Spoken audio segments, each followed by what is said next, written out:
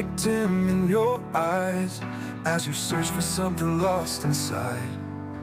Every face a stranger's gaze, every moment slips away. And I hold your hand a little tighter, hoping you'll remember me. But the shadows grow a little wider, taking you away from me. You're drifting further every day, in a world where time has gone astray. And I'm right here, but you're far away, lost in a place I can't follow.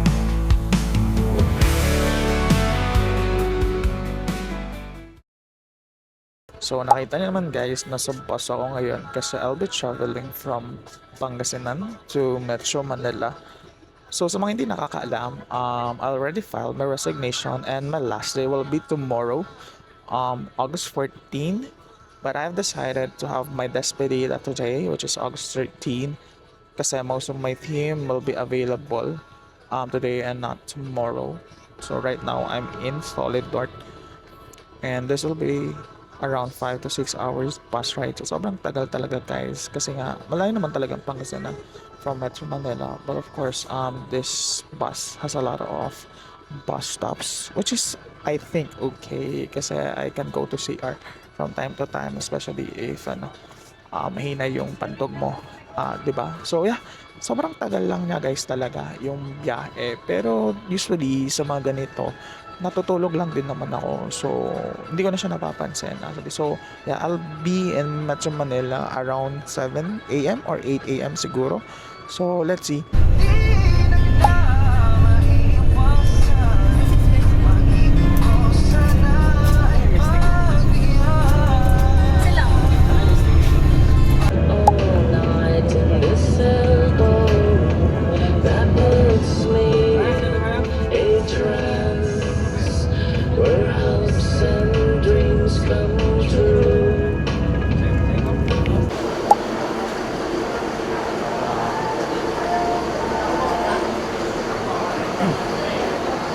Sa bus stop tayo. Guys, nasa Dao tayo. So, dito tumitigil is yung mga bus. So, na-start lang tayo. Then, pili tayo ng food kasi nagugutom na ako. It's a wrap. Ano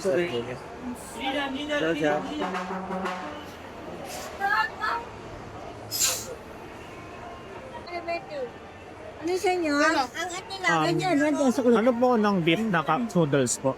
May 60, may 65. Ito, 65. Ito na lang po. Ito lang, oh. Boy. Meron ka. Opo, ano yan niya?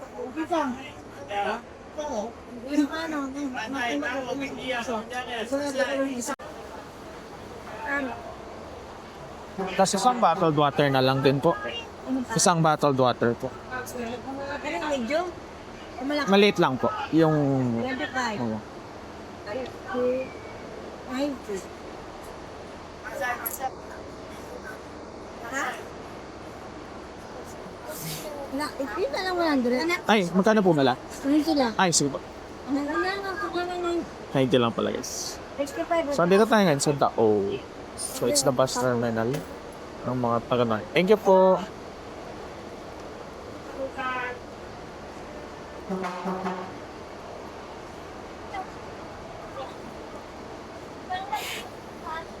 Thank you. Ay!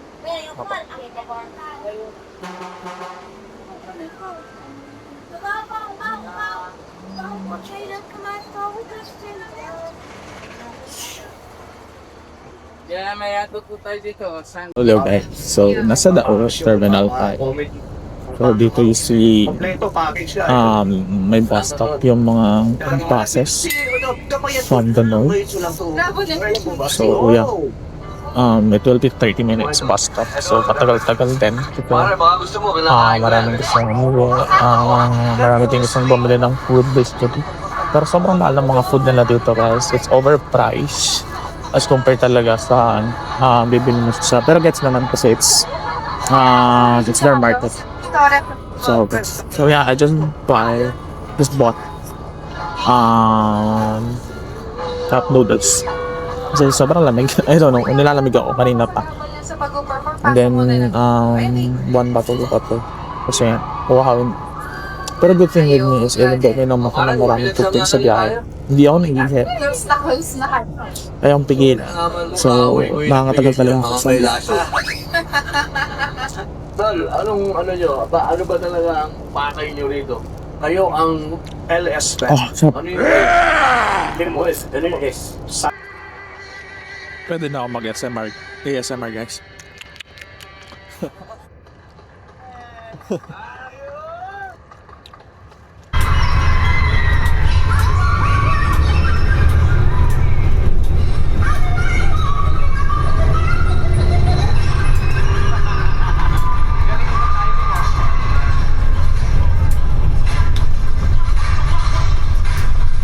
Ten hours later.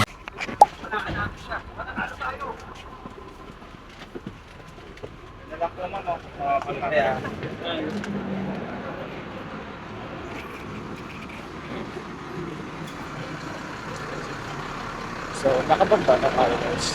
So, na-underestimate ko lang yung time. Kasi, anong oras na ba? It's all around 10 a.m. na.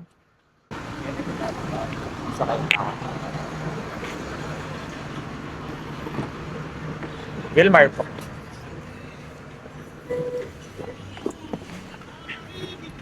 Good morning po.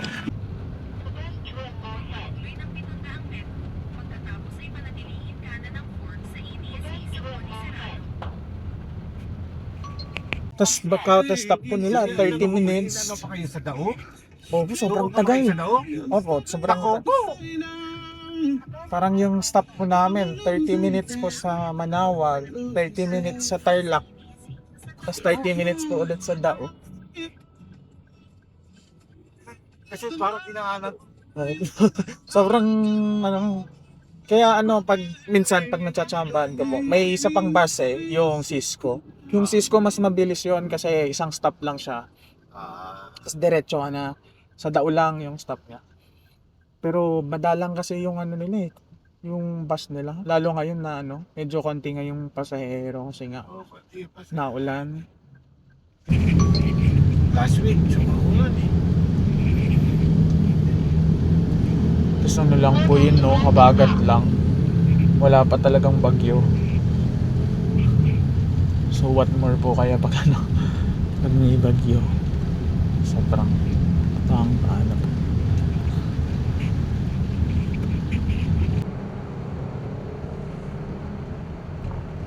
Ano eh, nagising ka na kanina.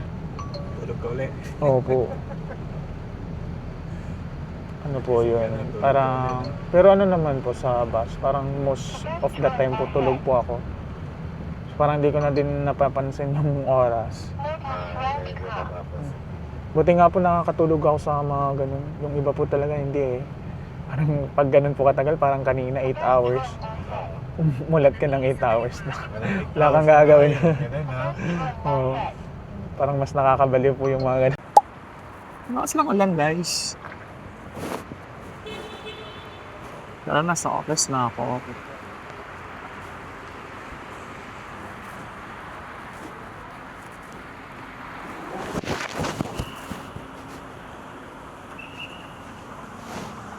Grocery po, 16 plus. Busy doctor? Employee.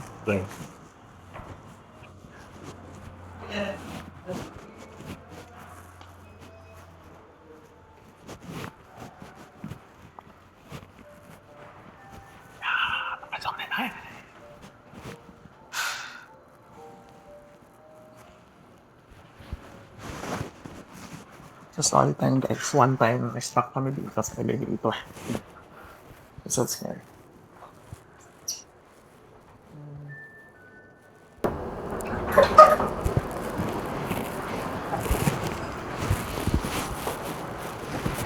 Magpasaya mga tatay.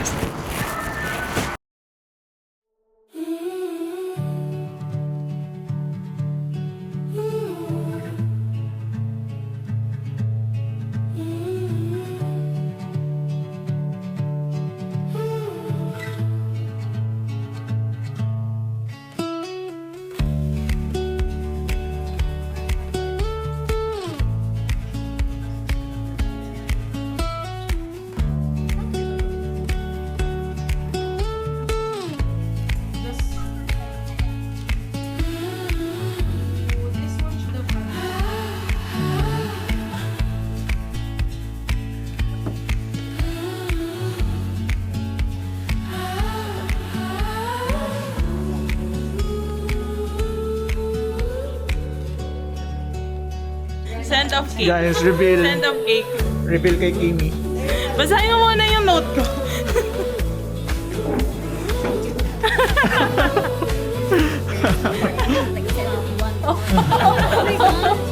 Oo, ganyan sa TikTok. 20 minutes na yun. Pwede mo lang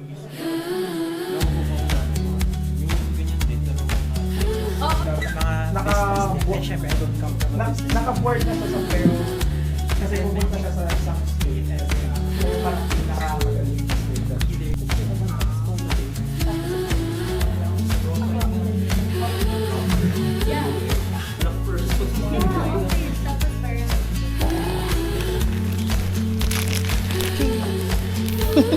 Pabalik ko na. Hello po. Ito po yung totoong ano. Ibabalik ko po. Yo!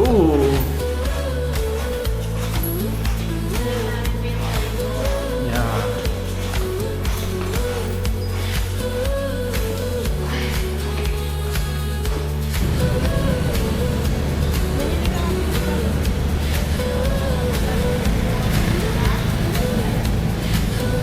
Oo, na parang paglalabas or...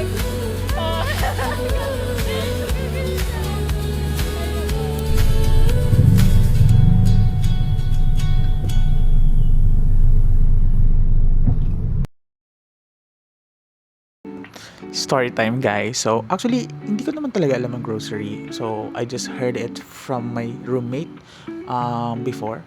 Kasi he has a friend working in grocery. So, I was really curious on what this company is doing. So, nag-search ako sa LinkedIn and luckily I showed the job opening of credit risk data scientist and applied for it. And I am very thankful for my first manager, Led. Say hi, Led. So, is ready to resign also for trusting me and giving me the role. Basically, it really opens a lot of opportunity for me since it widened my experience and knowledge, not just for data science things, but also from risk analytics and credit policy. And I think I can really use these skills moving forward and looking for another role for me. And of course, by trying to understand what I really wanted to do in my next role.